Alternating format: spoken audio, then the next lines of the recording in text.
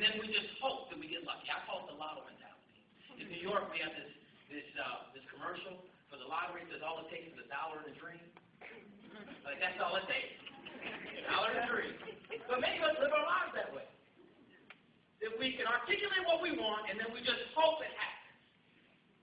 Without actually setting out a specific plan. In fact, Fabian, if I was to do a house for you, you would require a blueprint that was so specific down to the size of the tiles that would be used in the bathroom. Also, what color paint would be used, and even the type of paint or the grade of paint, or what the actual oil it would be, oil-based, water-based, what it would actually, the contents of the actual paint, how big the wood would be in the hardwood floors, how big the slats would be, 2 inches, 4 inches, 6 inches, what type of wood it would be. You require so much specificity from me, but we don't do that with ourselves. We don't. And oftentimes, what starts to happen is that we run into, and we don't do that, we run into what I call He looked at me. fear-based things. And if you guys would have ever, if you'd read my book, you would know that for me, fear stands for false evidence appearing real.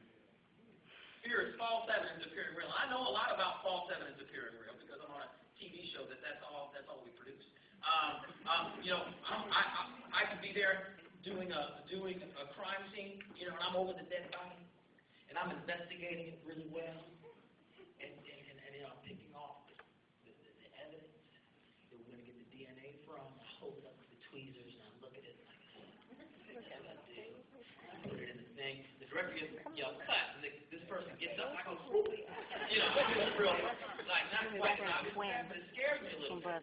Because I really thought they were Ezra Harper. But it was false evidence appearing real. But we get bombarded by that all the time, particularly for my business. And I believe, quite honestly, that my business, the entertainment business, and this is in part why I do what I do with the books and traveling and speaking, is that my business has done more to decimate and misguide our young people than virtually any other industry. My business, all it does is push out false evidence appearing real. It makes a lot of us across the board, not just young people. It convinces us that unless we have a certain type of car, then we're not cool, or we're not good enough. Or unless we have a certain type of sneaker with a swoosh on it, then it's not quite good enough. Or the right jeans, or the right diamond earrings, or whatever it takes. That's what I call fear-mongering, or false evidence appearing real-mongering, and that's what happens. And it affects us all.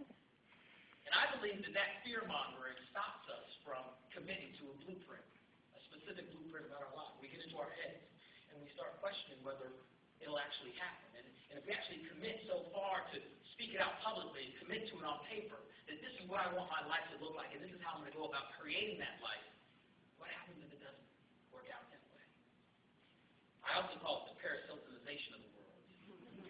I hear from so many people that say, well, if I just had the right last name, I'd go hotel. You see, but my name's not Hilton. Right? Or if Steven Spielberg just hired me, I could be important. If I just met that right person, now you're not even in a relationship, so I'm going to be happy when I meet that him. I meet the woman. I want to meet the woman. Oh, that's what it is. I meet the woman. I need to meet somebody on my level. As soon as I meet somebody on my level, I'll be fine. So, that's what's interesting about it. So, we have a blueprint first, so you're absolutely right with the plan. A specific plan. And then, we're talking about cultivating leadership. We need to commit to that plan, that blueprint. Next step, I believe, is the most important step. My friend that was the roommate and the volleyball partner of an architect once removed, Paula. Paula, I'm asking a big question now. This is big. My whole talk rests on you getting this right. Ooh, please, Paula, please. Okay, Paula. An architect has the land. They have their materials. Are you listening to me? Okay. They have the land. They have their materials. what's the first thing that they're going to set out and build on that piece of property to build their structure? A foundation. Oh, I love you. You saved my talk. So a foundation, Paul. Now, a foundation is essential for what? It's there to what? Support the structure. So for us, being active architects of our own life, we need a foundation to support our lives. That's why the education that you all are receiving is critical.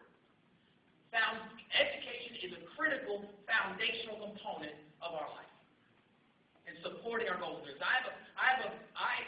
My philosophy is that the foundation is the size and thickness of our foundation for our lives is directly proportional to the size of our goals and dreams. If you have big goals, big dreams, you need a thick foundation. One of the best examples I have of it is that when I went to Harvard Law School, I was young and I came right out of college. I won a Sloan Fellowship to help me pay for graduate school in public policy. So I decided to do a joint degree at Harvard Law School and the Kennedy School of Government to get my MPA and my JD at the same time. And so I was there. It was the third day of class, and I wanted to blow off some steam, and so I decided to go play basketball at the Harvard Law gym. And what's so interesting is that at Harvard Law School, the library is full, but the gym is empty. Yeah, can you imagine that? What kind of sense does that make? Yeah, buddy. So I was in there playing basketball by myself. And there are certain things you do in life that are more enjoyable with someone else than by yourself. Now, you're smiling. I'm not talking about that.